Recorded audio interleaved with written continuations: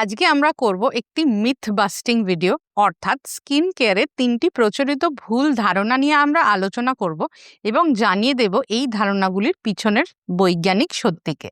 Social media, বন্ধু বান্ধব বা পার্লারের লোকের কথা শুনে অনেকেই বিভিন্ন ধরনের ভুল তথ্য স্কিন কেয়ার নিয়ে বিশ্বাস করতে শুরু করেন। এগুলির ওপর ভরসা করে অনেকে অনেক সময় ত্বকের ক্ষতিও করে ফেলেন। ডার্মেটোলজিস্ট হিসেবে আমি বিভিন্ন মানুষের কাছ থেকে এই প্রশ্নগুলি প্রায়ই পাই, তাই ভাবলাম আজকের ভিডিওতে এগুলি নিয়েই আমরা আলোচনা করতে পারি। 1 নম্বর মিথ, চকলেট বা ভাজা খাবার খেলে অ্যাকনে বা ব্রণ হয়। বেশিরভাগ মানুষই বিশ্বাস করেন খাবার ঠিকঠাক না খাওয়ার জন্যই হয়তো মুখে ব্রণ বেরোচ্ছে, কিন্তু এটি পুরোপুরি আসল সত্যি নয়। চকলেট বা ভাজা খাবার কিন্তু সরাসরি আপনার স্কিনে গিয়ে ব্রণ সৃষ্টি করতে পারে না, কিন্তু চকলেটের বেশিরভাগ commercial version, milk chocolate, cake, pastry এবং বিভিন্ন ধরনের ভাজা খাবার, এগুলিতে থাকে বেশি পরিমাণে চিনি এবং স্যাচুরেটেড ফ্যাট। বেশি চিনি বা স্যাচুরেটেড ফ্যাট ইনটেক করলে আমাদের শরীরে ইনসুলিন হরমোনের মাত্রা বেড়ে যেতে পারে। হ্যাঁ, সেই ইনসুলিন যা ডায়াবেটিসের জন্য ব্যবহৃত হয়। তবে ইনসুলিনের কিন্তু স্কিনের ওপরেও একটা এফেক্ট আছে। ইনসুলিন হরমোনের পরিমাণ বডিতে বেড়ে গেলে কিন্তু আমাদের স্কিনের অয়েল গ্ল্যান্ডগুলি বেশিভাবে সক্রিয় হয়ে ওঠে এবং প্রচুর তেল তৈরি করে। এই তেলগুলি পোরস ব্লক করে ব্রণ বা অ্যাকনে বাড়িয়ে দিতে পারে। সবার ক্ষেত্রে কিন্তু সবসময় এই রিস্ক থাকে না, তাই অনেকেই মনে করেন আমি আনহেলদি খাবার খাচ্ছি, আমার ব্রণ হচ্ছে, কিন্তু ও খাচ্ছে, ওর তো হচ্ছে না। তো এর পিছনে আছে কিছু বৈজ্ঞানিক কারণ। এই ধরনের সমস্যা তাদেরই বেশি হয় যাদের কোনো হরমোনাল সমস্যা আছে, যেমন পিসিওএস বা ইনসুলিন রেজিস্ট্যান্স, বা যাদের ত্বক অলরেডি খুব অয়েলি। তাদের ক্ষেত্রে এই ফুড ট্রিগার খুব বেশি কাজ করে। তাহলে কি অ্যাকনে হলে চকলেট পুরোপুরি বাদ দিয়ে দিতে হবে? না, বিজ্ঞান কিন্তু বলছে মিল্ক চকলেট বা সুগারি চকলেট অ্যাভয়েড করা উচিত। তবে সরাসরি কোকো বা ডার্ক চকলেট কিন্তু ব্রণ বাড়ায় না, উল্টে অ্যান্টি ইনফ্ল্যামেটরি অ্যাকশন দেয়। অর্থাৎ সব চকলেট নিষিদ্ধ নয়, শুধু সচেতনভাবে খাবেন। একটা স্পেশাল টিপস দিচ্ছি, যদি আপনার অ্যাকনে খুব বেশি বাড়ে এবং আপনি বুঝতে না পারেন যে আপনার খাবারের জন্য এই অ্যাকনে বৃদ্ধি হচ্ছে কিনা, তবে আপনি একটি ফুড জার্নাল রাখতে পারেন। 2 সপ্তাহ ধরে আপনি কি কি খাচ্ছেন সেগুলি আপনি জার্নালে নোট করুন এবং এই 2 সপ্তাহের মধ্যে আপনার অ্যাকনে কোন সময় কতটা সিভিয়ার থাকছে সেটিও নোট করুন। তাহলে 2 সপ্তাহ বাদে নিজেই মিলিয়ে বুঝতে পারবেন যে কি ধরনের খাবারে, যদি আদৌ তা হয়, আপনার অ্যাকনে ট্রিগার হচ্ছে এবং ভবিষ্যতে সেই খাবার আপনি এড়িয়ে চলতে পারবেন। ফুড ট্রিগার কিন্তু এক একজনের জন্য এক এক রকম হতে পারে। 2 নম্বর মিথ, যেটি নিয়ে আমি আগেও আমার চ্যানেলে কথা বলেছি, তা হচ্ছে যত বেশি স্ক্রাব করবেন ত্বক তত বেশি উজ্জ্বল ও চকচকে হবে। এটি কিন্তু স্কিন কেয়ারের সবচেয়ে বিপজ্জনক মিথগুলির একটি। অনেকে মনে করেন জোরে জোরে স্ক্রাব করলে ত্বক থেকে ময়লা, ট্যান, দাগ সমস্ত সুন্দরভাবে দূর হয়ে যাবে।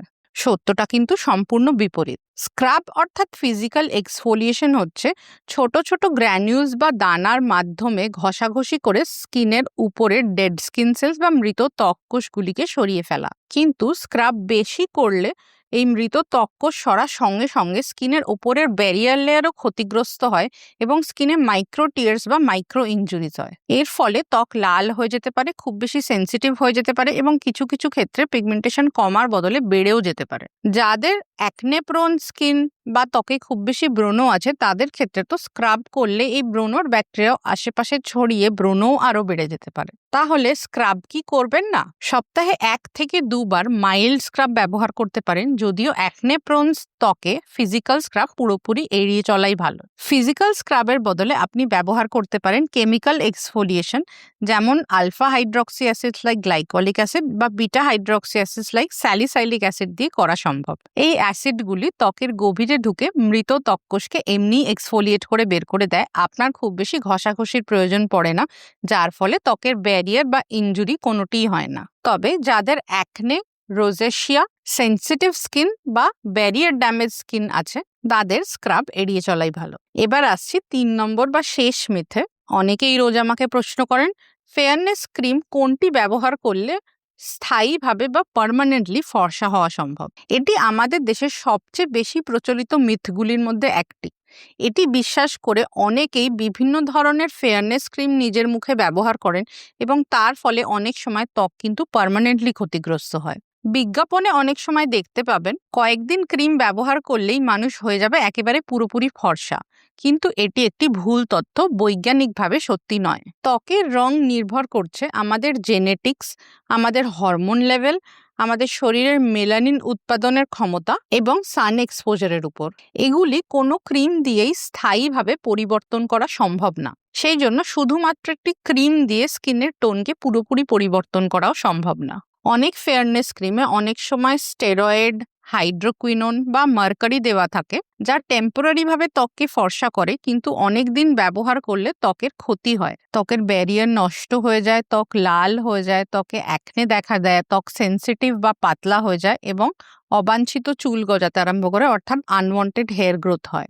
বেশি দিন মার্কারি বেসড হাইড্রোকুইনোন ব্যবহার করলে ত্বকে স্থায়ীভাবে কালো দাগ, যাকে বলে উক্রোনোসিস, তা দেখা দিতে পারে, যা কোনো চিকিৎসাতেই ঠিক হয় না। তাহলে ক্রিম লাগালে যখন স্কিনটা ফর্সা লাগে, সেই ব্যাপারটা আসলে কি হয়? অনেক ফেয়ারনেস ক্রিমে দেওয়া থাকে টেম্পোরারি ব্রাইটেনার, সিলিকন বেসড প্রোডাক্ট বা টাইটানিয়াম ডাইঅক্সাইড, যা টেম্পোরারিলি স্কিনের ওপর একটি লেয়ার সৃষ্টি করে স্কিনকে ফর্সা দেখাতে সাহায্য করে, কিন্তু এগুলি সাধারণত শুধুই সাময়িক মেকআপ এফেক্ট। তাহলে যদি আপনি স্কিন টোন মেনটেন করতে চান, তাহলে আপনি কি কি পদ্ধতি অবলম্বন করতে পারেন? নিয়মিত ব্যবহার করবেন সানস্ক্রিন, নিতে পারেন অ্যান্টিঅক্সিডেন্ট সাপ্লিমেন্টস যেমন ভিটামিন সি বা গ্লুটাথায়ন, তবে ডার্মাটোলজিস্টের পরামর্শে। ব্যবহার করতে পারেন লাইটেনিং প্রোডাক্টস যেমন নায়াসিনামাইড, আলফা আরবুটিন বা কোজিক অ্যাসিড। প্রয়োজন হলে ডার্মাটোলজিস্টের আন্ডারে কেমিক্যাল পিলিং বা লেজার ট্রিটমেন্টও করাতে পারেন, যাতে ট্যান রিমুভ করে স্কিন টোনকে ব্রাইট করা সম্ভব। তবে মনে রাখবেন, এই পদ্ধতিগুলিতে স্কিন টোন ব্রাইট ইভেন হলেও জন্মগত কালার কিন্তু বদলানো সম্ভব নয়। সঠিক তথ্যগুলি জেনে রাখলে আপনারা নিজেদের স্কিনের জন্য সঠিক ডিসিশন নিতে পারবেন। সবসময় বৈজ্ঞানিক ভিত্তিতে স্কিন কেয়ার রুটিন গঠন করুন এবং ডার্মাটোলজিস্টের পরামর্শ নিন।